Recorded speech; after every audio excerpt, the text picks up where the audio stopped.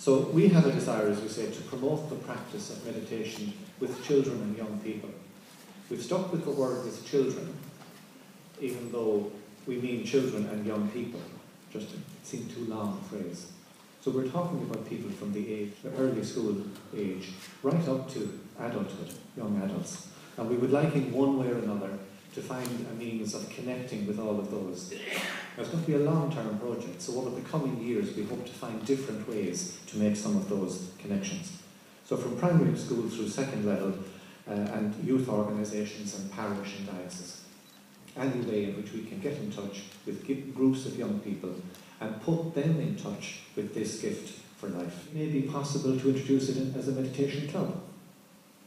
Maybe to begin with only 5 or 6 students in the whole school of 600 or 700 might be interested. But over time this has happened in other schools in other countries, and more young people are drawn to it. It could also be done in the Irish context as part of the transition year programme. It's always possible to develop a module, perhaps for half a year, where you talk about Christian meditation and different forms of prayer, but to devote a good deal of time to that.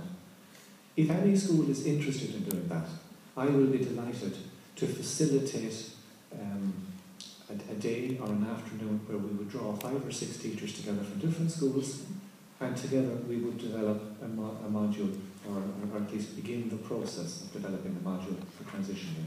We will support in any way that we can any group that wishes to introduce the practice to any group of young people.